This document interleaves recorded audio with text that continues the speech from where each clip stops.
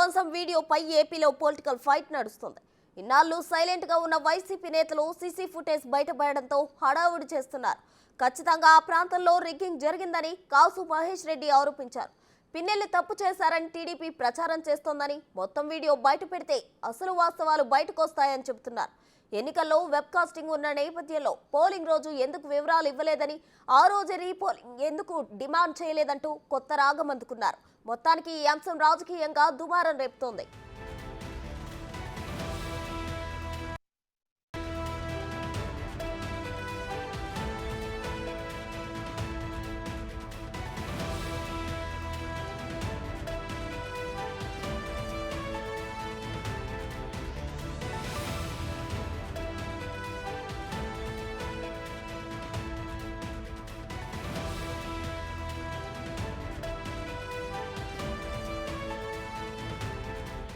మరోవైపు పిన్నెల్లి విషయంలోనూ టీడీపీ నేతలు తగ్గేదేలే అన్నట్లుగా వ్యాఖ్యలు చేస్తున్నారు.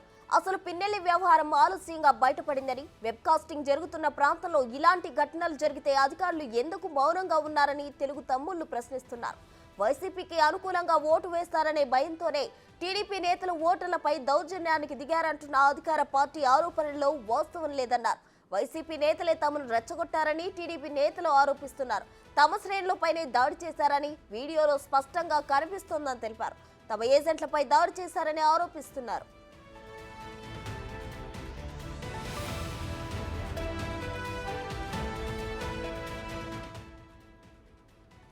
మాచర్ల రక్త చరిత్రకు పిన్నెల్లి సోదరులే కారణమని టీడీపీ సీనియర్ నేత వర్ల రామయ్య ఆరోపించారు. పల్నాడు ఘటనలు జరగగానే ఇద్దరు సీఎంఓకు పారిపోయి వచ్చారని, అక్కడ సూచనలు తీసుకున్న అనంతరం పారిపోయారని ఆరోపించారు. ఎమ్మెల్యే పిన్నెల్లి రామకృష్ణారెడ్డిని, అతడి తమ్ముడు వెంకట్రామరెడ్డిని వెంటనే అరెస్ట్ చేయాలని వర్ల డిమాండ్ చేశారు.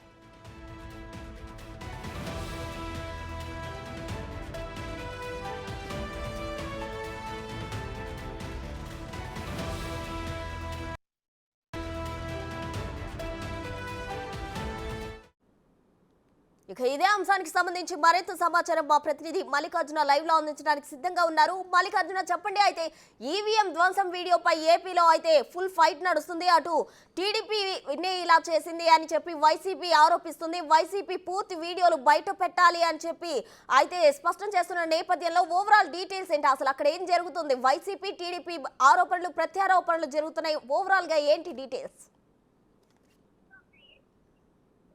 ప్రశ్న ఏదైతే సీసీటీవీ వీడియో ఏదైతే బయటకు వచ్చిందో, బయటకు వచ్చిన కాడి నుంచి కూడా ఏపీ రాజకీయాల్లో దుమారాలు రేపుతూనే ఉన్నాయి. ఒక్కొక్క వీడియో అనేది, అంటే అక్కడ దాడులు జరుగుతున్న ఏదైతే చిత్రీకరించిన వీడియోలు ఏవైతే ఉన్నాయో, వీడియోలు కూడా ఒక్కొక్కటిగా నిదానంగా బయటకు వస్తున్న పరిస్థితి కూడా కనిపిస్తుంది. రాష్ట్ర వ్యాప్తంగా 9 ఈవీఎం ధ్వంసం ఘటనలు జరిగితే ఒక్క మాచర్ల నియోజకవర్గంలోనే 7 ఘటనలు జరిగాయంటూ కూడా నిన్న ఈసీ ధృవీకరించడం జరిగింది. అందులో ఒక ఈవీఎం ధ్వంసాన్ని స్వయంగా అక్కడున్న సిట్టింగ్ ఎమ్మెల్యే వైసీపీ అభ్యర్థి ధ్వంసం చేయడానికి తీవ్రంగా కూడా పరిగణించడం జరిగింది. దీనిపై కూడా అట్లాగే టీడీపీ కార్యకర్త అక్కడున్న ఏజెంట్ కూడా అడ్డుకోపోతుంటే కూడా ఆయన పైన దాడి చేశారంటూ కూడా టీడీపీ నేతలు తీవ్ర ఆరోపణలు చేస్తున్న పరిస్థితి కూడా కనిపిస్తా ఉంది. ఇదే విషయంలో పిన్నెల్లికి అరెస్ట్ వారెంట్ జారీ చేయడం, లుకెట్ నోటీసులు జారీ చేయడం, ఆయన కోసం పోలీసులు 4 బృందాలు కూడా ఏర్పడి అరెస్ట్ చేసేందుకు కూడా సాయశక్తుల పరిస్థితి కూడా కనిపిస్తా ఉంది.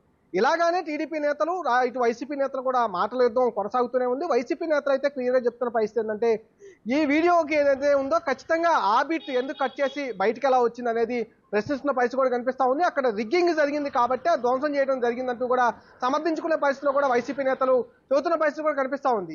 ఈ వ్యాఖ్యలను కూడా టీడీపీ నేతలు ఖండిస్తున్న పరిస్థితి కూడా కనిపిస్తా ఉంది. రిగ్గింగ్ జరిగిందని మీకు తెలుసుంటే అక్కడ ఉన్న అధికారులకు చెప్పాలి, లేదా ఈసీకి ఫిర్యాదు చేయాలి, కానీ ధ్వంసం చేస్తారా అంటూ కూడా తెలియజేయడం జరిగింది. అంతేకాకుండా పోలింగ్ జరిగి 13వ తారీఖు అయితే ఇప్పటి వరకు ఎందుకు మీరు ఫిర్యాదు చేయలేదు రిగ్గింగ్ పైన కూడా వాళ్ళు ఎదురు ప్రశ్నిస్తున్న పరిస్థితి కూడా కనిపిస్తా ఉంది. ఇంతేకాకుండా సత్తెనపల్లి నియోజకవర్గంలో ఉన్న అంబటి రాంబాబు 4-5 పోలింగ్ బూత్లపై కూడా రీకౌంటింగ్ చేయాలంటూ కూడా ఈసీకి 10 సార్లు ఫిర్యాదు చేయడం జరిగింది. కానీ మా ఫిర్యాదును పట్టించుకోవడానికి కూడా ఆయన హైకోర్టును కూడా ఆశ్రయించడం జరిగింది. ఈ రోజు ఆ పిటిషన్కి సంబంధించి విచారణకు వచ్చే అవకాశం కనిపిస్తా ఉంది. ఇట్లాగా సీసీటీవీ ఫుటేజ్కి సంబంధించి కానీ మొత్తం ఓవరాల్గా పోలింగ్ సంబంధించి జరిగిన ఏదైతే దృశ్యాలు ఉన్నాయో, దాడులు ఉన్నాయో, ఆ ఘటనకు సంబంధించి ఇంకా వేడివాడిగా రాష్ట్ర వ్యాప్తంగా అయితే మాటల యుద్ధం కొనసాగుతున్న పరిస్థితి కూడా కనిపిస్తా ఉంది. ఈ నేపథ్యంలోనే చెలో మాచర్లకు కూడా టీడీపీ నిజ నిర్ధారణ కమిటీ పిలుపునియడం జరిగింది. అక్కడ ఉన్న నేతలు ఎవరైతే ఉన్నారో, నిజ నిర్ధారణ కమిటీకి సంబంధించిన టీడీపీ నేతలు ఎవరైతే ఉన్నారో వారందరినీ కూడా ఇప్పటికే అవుట్సోర్స్ చేయడం కూడా జరిగింది. ప్రశాంత వాతావరణం పల్నాడులో ఉండాలని చెప్పి కూడా ఎస్పీ క్లియర్గా చెప్పడం జరిగింది.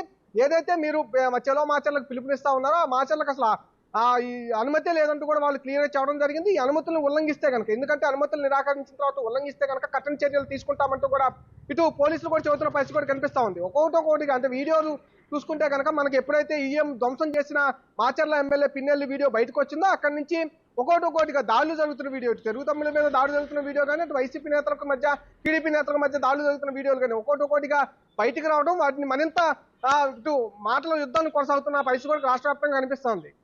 Right Mallikarjuna, thank you. For more videos like this, subscribe Big TV channel.